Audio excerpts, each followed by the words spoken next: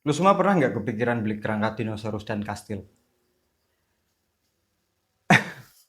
Di luar sana ada seorang artis yang kepikiran buat beli kastil sama kerangka dinosaurus. Siapa artisnya? Mari kita bahas.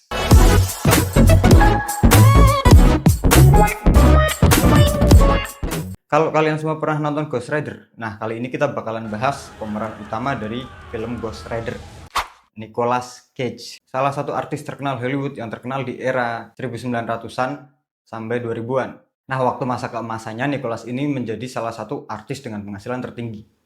Menurut Forbes, harta kekayaannya mencapai 40 juta dolar. Nah, tapi dengan kekayaannya yang gak main-main itu, ternyata Doi punya kehidupan yang aneh dan eksentrik yang nggak umum sama kebanyakan orang. Jadi Doi pernah ngomong di depan banyak orang nih, kalau dia terlalu mendalami perannya dalam film National Treasure. Akhirnya dia jadi pengen beli barang-barang aneh yang kita nggak bakalan kepikiran. Yang jadi masalah dia tuh main film pakai uang bohongan. Nah ini dunia nyata, pakai duit yang nyata. Kita bahas dulu pembelian paling ikonik dari Nicholas. Di tahun 2006, Doi pernah kepikiran buat beli kastil di Jerman dengan nama Schloss Nesten seharga 2,3 juta US dollar. Gokilnya lagi, dia nggak cuma beli satu, dia beli dua dong. Dua. Nah, yang kastil kedua ini ada di Inggris dengan nama Mitford Castle. Ini lebih mahal nih, harganya mencapai 10 juta US dollar. Jadi, Doi pernah ngomong di wawancara bahwa dia tuh pengen hidup kayak bangsawan. Tapi lucunya, Doi malah jarang tinggal di kastil itu. Beberapa tahun setelah itu, akhirnya kastilnya dijual lagi. Alasannya, karena Doi nggak sanggup buat bayar biaya maintenance dan pengurusannya. Ternyata tingkah anehnya itu nggak cuma sampai di situ. Doi pernah kepikiran buat beli kerangka T-Rex. Kerangka hewan purba ini dibeli pada tahun 2007 seharga 276.000 US dollar. Doi dapat itu di sebuah lelang. Dia pikir bakal keren kali kalau punya koleksi kerangka T-Rex. Kan ngeri-ngeri gitu ya. Tapi ternyata kerangka yang dia beli itu adalah kerangka curian dari Mongolia. Akhirnya dia dipaksa buat ngembaliin kerangka itu ke pemerintah Mongolia. Buang duit doang. Tingkah konyolnya nggak cuma sampai situ aja. Dia pernah beli komik Superman edisi pertama seharga 150.000 dolar. Untungnya komik ini jadi cuan. Komik ini dijual pada 2011 dengan harga 2,1 juta dolar. Lumayan, nutup yang rugi-rugi tadi kan. Orang kalau kaya nggak koleksi mobil kan kayak kurang gitu ya. Koleksinya tuh nggak cuma kastil, kerangka dinosaurus, komik, gitu-gitu doang. Dia juga punya 9 Rolls Royce yang harganya udah pasti tinggi banget sama Cobra albino. Masalahnya kobranya ini sendiri harganya 8.000 US dollar. Alasan dia beli ular itu katanya buat jadi teman sharing habis kerja. Lu ngiranya udah cukup? Belum. Ternyata dia pernah beli sebuah rumah yang katanya angker dan berhantu di New Orleans. Yang konon katanya rumah itu bekas punya pembunuh berantai yang bernama Madame Larawi. Larawi. Bisa dibayangin harganya berapa? 3,4 juta dolar.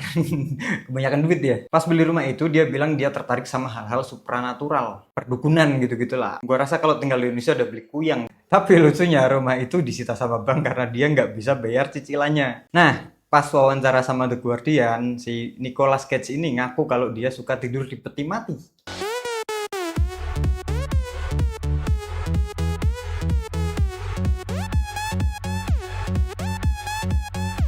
Tutorial meninggoy. Kebiasaan dia tidur di peti mati ini ternyata terinspirasi dari film Vampir yang dia juga jadi pemerannya di situ. Selain itu, dia beli sebuah piramida buat dijadiin makam dia kalau mati nanti. Harganya 250.000 dolar. Ini orang memang kerangka berpikirnya melewati batas. Nah, puncaknya gara-gara semua hal aneh yang dia beli, akhirnya pada 2009 dia dilaporkan berhutang sebanyak 14 juta dolar ke IRS. Bisa dibilang IRS itu kantor Dirjen Pajaknya Amerika lah. Karena dia nggak bisa bayar pajak bertahun-tahun. Tapi beli kastil sama kerangka dinosaurus sama piramid.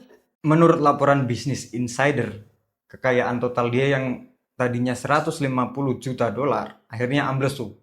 Menurun drastis karena gila-gilaan beli barang aneh. Banyak propertinya yang disita termasuk rumah hantu tadi sama kastil. Kastil disita. Nicholas ini akhirnya harus bekerja keras lagi buat ngembaliin utang-utang dia. Semua film dia ambil, bahkan yang kualitas filmnya itu lumayan buruk. Selain itu dia juga mecat manajer keuangannya karena alasannya dia memberikan pendapat yang buruk. Kayaknya nggak bisa diomongin aja sih ya. Sekarang ini Nicholas lebih stabil nih secara keuangan dan dia juga udah stop beli-beli barang aneh. Menurut wawancara terbarunya dengan Vanity Fair di tahun 2023, ternyata dia nggak pernah nyesel sama sekali beli barang aneh-aneh itu. Karena menurut dia, semua hal itu bisa membuat hidupnya lebih berwarna. Tapi setelah itu, dia bilang dia sekarang lebih bijak lagi dalam mengelola keuangannya nih. Jadi dia nggak asal beli barang-barang aneh-aneh lagi. Nah, cerita dari Nicolas Cage itu membuat kita harusnya lebih mikir nih, punya uang banyak, itu harus dikelola dengan baik. Kalau kalian punya duit banyak sama kayak Nicolas Cage, kalian mau beli hal absurd apa nih? Tulis di kolom komentar. Like kalau kalian suka sama video ini, subscribe kalau kalian suka dengan konten yang seperti ini, dan bye.